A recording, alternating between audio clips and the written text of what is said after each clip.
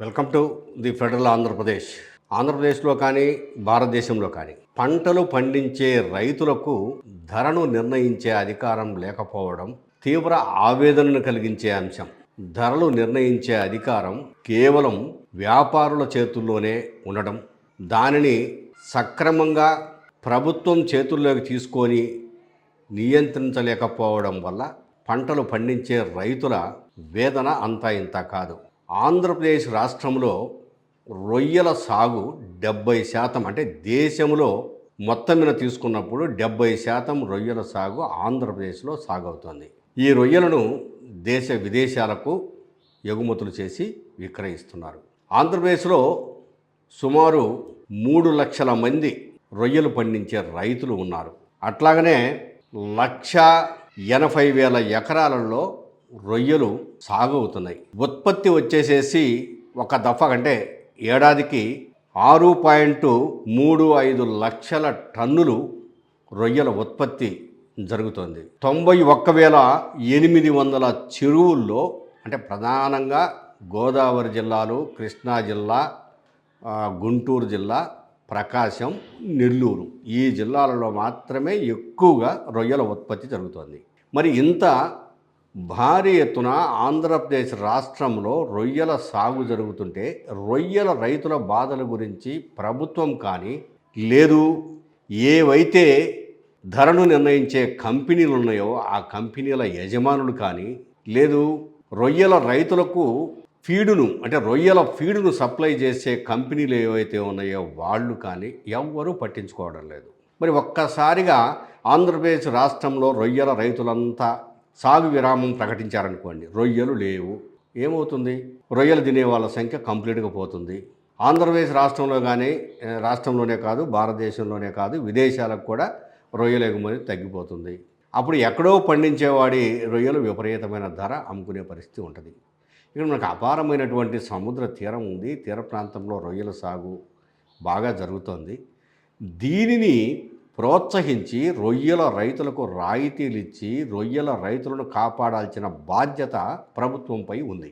కానీ ప్రభుత్వం ఆ బాధ్యతను పెద్దగా తీసుకోవట్లేదు. అప్పుడప్పుడు తీసుకున్నట్టు మాత్రమే కనిపిస్తుంది.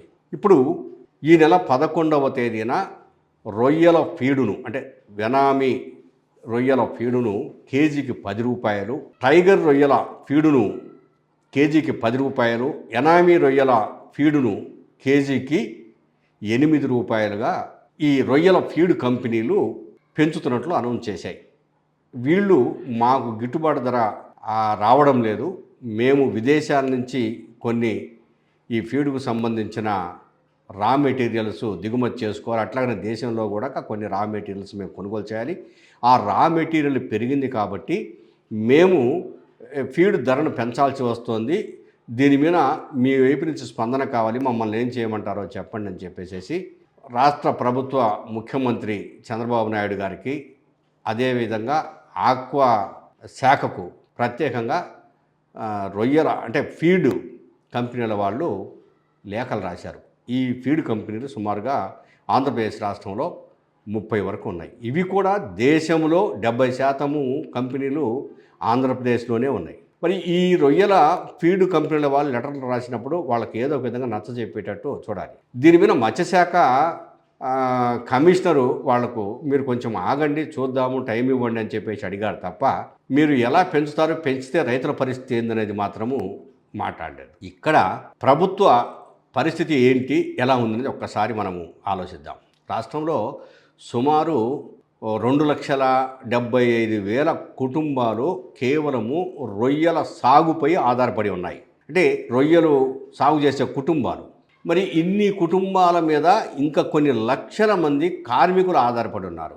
అట్లాగనే ఈ ఫీడ్ కంపెనీలే కాకుండా ప్రాసెసింగ్ యూనిట్లు ఉన్నాయి. ప్రాసెసింగ్ యూనిట్లు దాదాపు 493 యూనిట్లు మొత్తం భారతదేశం మొత్తం మీద ఉంటే 378 యూనిట్లు ఒక్క ఆంధ్రప్రదేశ్ రాష్ట్రంలోనే ఉన్నాయి.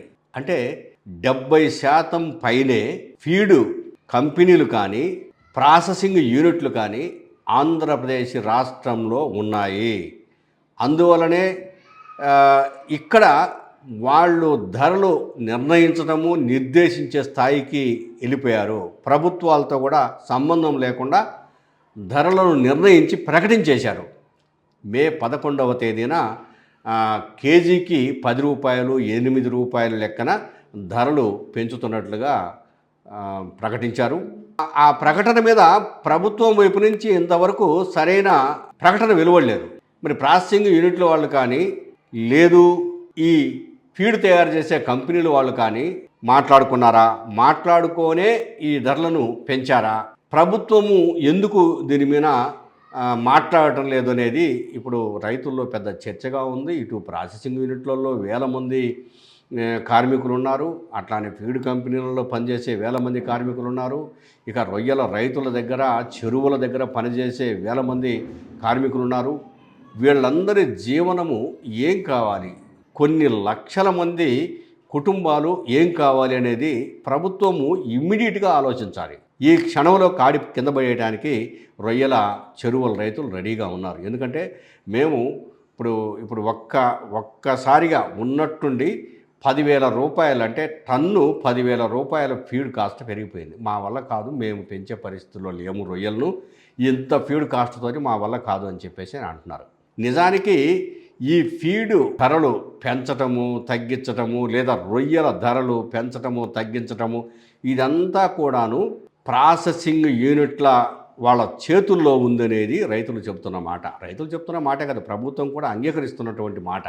ఈ ఫీడ్ కంపెనీలు లేదా ప్రాసెసింగ్ యూనిట్ కంపెనీలు ఎందుకు రైతుల పట్ల కాస్త సానుకూలత చూపించటం లేదు అని చెప్పేసి మనము ప్రశ్నిస్తే, విదేశాలలో రొయ్యల అంటే విదేశాల నుంచి మేము దిగుమతి చేసుకునే రా మెటీరియల్స్కి రేటు పెరిగిందని చెప్పేసి ఫీడ్ కంపెనీల వాళ్ళు అంటుంటే, విదేశాలలో రొయ్యలకు డిమాండ్ తగ్గింది, లేదు వాళ్ళు విధించే సుంకాలు విపరీతంగా ఉన్నాయి, అందువల్ల మేము ధరను పెంచాల్సి వస్తుందని చెప్పేసి ప్రాసెసింగ్ యూనిట్ల వాళ్ళు చెప్తున్నారు.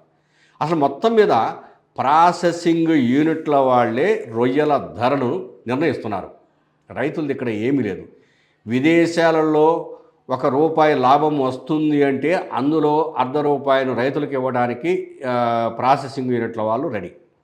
లేదు విదేశాలలో ₹1 ధర తగ్గింది అంటే ఇక్కడ కనీసం ₹1.5 ధర తగ్గించడానికి ప్రాసెసింగ్ యూనిట్ల వాళ్ళు రెడీగా ఉన్నారు.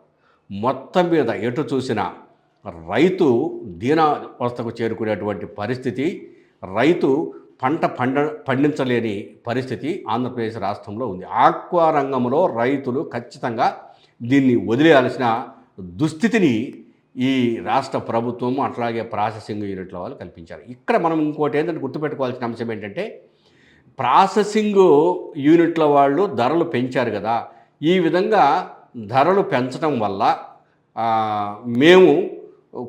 మేము అమ్ముకోలేకపోతున్నాము అంటే ధరలు విదేశాలలో ఎక్కువగా ఉన్నాయి లేకపోతే స్వదేశంలో ఎక్కువగా ఉన్నాయి, అందువల్ల మేము ధరలను నిర్ణయిస్తున్నాము, పెంచడము తగ్గించడం మా చేతుల్లోనే ఉంది, కాబట్టి ఇప్పుడు ఫీడు ధరలు పెరిగినా మేము మాత్రము ధరలు మీకు పెంచి ఇవ్వలేమని రైతులకు చెప్తున్నారు. ఇప్పుడు ఒక కేజీకి 10 రూపాయలు ఫీడ్ ధర పెరిగినప్పుడు మరి రైతు కూడా కనీసము 12 రూపాయలు లేదా అంటే వాళ్లకు ఎత్తుడు దించుడు కూలీలు ఇవన్నీ ఉంటాయి కదా, ఫీడ్ కొనుగోలు చేసి తీసుకురావడం ఇదంతా కూడాను, అంటే ఒక కేజీకి 12 నుంచి 13 రూపాయల వరకు రైతుకు అదనంగా పడుతోంది. మరి ఈ అదనపు దీన్ని మేము ఖచ్చితంగా అమ్మకాల్లో చూపించాలని రైతులు అంటే మీరు ఎట్లా చూపిస్తారు, మేము కొనుగోలు చేసేది ఇంతే, మీ ఇష్టమైతే ఇవ్వండి లేకపోతే లేదని చెప్పేసి ప్రాసెసింగ్ యూనిట్ల వాళ్ళు చెప్తున్నారు. ఇప్పుడు ఇదంతా ఇంతవరకు బాగానే ఉంది, కానీ ఇక జరగబోయే డ్రామాను మనం చూస్తే విచిత్రంగా ఉంటుంది. ఇప్పుడు రైతులు రోడ్డు మీదకి వస్తారు, అంటే ఇవాళ నుంచి ఇంప్లిమెంట్ అవుతుంది. ఇక రైతులు రోడ్డు మీదకి వస్తారు ఏమని, మాకు ధర పెంచండి, మేము ఇంతైతే అమ్మలేము, మేము పంట పండించలేమని రోడ్డు మీదకి వస్తారు. ఇప్పుడు ప్రభుత్వం ఏమేం చెప్తుందో తెలుసా, చివరకు అట చేసి ఈ ఫీడ్ ధరను ₹2 ₹3 మేము తగ్గిస్తున్నాము, అంతకు మించి మా వల్ల ఏం కాదని చెప్పేసి మాట్లాడేసేసి ఇది అంటే ఈ ఫీడ్ కంపెనీల వాళ్ళకు ప్రభుత్వానికి మధ్యలో ఏదో జరిగి ఉంటాయి, లేకపోతే ఇంత హఠాత్తుగా ఎందుకు ధరను పెంచుతారు, సరే పెంచితే పెంచారు. ఇప్పుడు ఈ రైతుల ఆందోళనకు ఏం సమాధానం చెప్తారంటే, రైతులు ఇంతకుముందు అసలు క్రాప్ హాలిడే ప్రకటిద్దామనుకున్నారు, కానీ ఇప్పుడు క్రాప్ హాలిడే కంటే కూడాను ఖచ్చితంగా ధర తగ్గించమని రోడ్డు మీదకి రాబోతున్నారు. 2-3 రోజుల్లో రాబోతున్నారు. వీళ్ళందరూ రోడ్డు మీదకి వచ్చిన తర్వాత ప్రభుత్వం చెప్పేది ఏంటంటే ఫైనల్గా కేజీకి 2-3 రూపాయలు తగ్గిస్తామని చెప్పి చల్లబరిచి వాళ్ళని పంపించేస్తుంది. ఈ విధంగా చూసినప్పుడు వాళ్లకు ఒక్కొక్క కేజీకి కనీసం 300 రూపాయలు అసలు పెట్టుబడి ఖర్చే అవుతుందని చెప్పేసి రైతులు చెప్తున్నారు.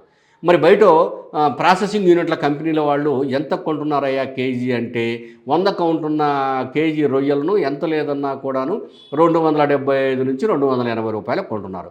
మరి వీళ్ళకు 300 రూపాయలు ఖర్చు అవుతుంది. ఈ మిగిలిన 20-25 రూపాయలు ఎక్కడి నుంచి తేవాలి, ఎందుకు పంట పండించాలి? ప్రభుత్వం చొరవ తీసుకొని ఏదన్నా ఫీడు ధరను తగ్గిస్తుంది అనుకుంటే 2-3 రూపాయలు తగ్గించేసేసి మానేసిందే. ఏంటి పరిస్థితి? కాబట్టి ఈ దేశంలో ఏ రైతు అంటే ఒకరి పొట్ట నింపాలని పంట పండించే రైతు పొట్టగొట్టే పరిస్థితులు ఈ రాష్ట్రంలో ఉన్నాయి. వాటిని ప్రభుత్వం సరైన సమయంలో జోక్యం చేసుకొని పరిష్కరించకపోతే ప్రధానంగా ఆంధ్రప్రదేశ్లో ఆక్వా రంగం దివాలా తీసే పరిస్థితులు ఉన్నాయి. ఇదిగో ఒక్కసారి మీరు చూడండి. ఈ ఈ ఈ ఫీడ్ కంపెనీల వాళ్ళు పెంచినటువంటి ఇది దీనికి సంబంధించి ఏంటంటే వాళ్ళు ఇచ్చిన ఆర్డర్, ఫీడ్ కంపెనీల వాళ్ళు ఇచ్చినటువంటి ఆర్డర్. ఈ ఆర్డర్ను చూడండి. మీరు చూస్తే మీకు క్లియర్ కట్గా అర్థమవుద్ది.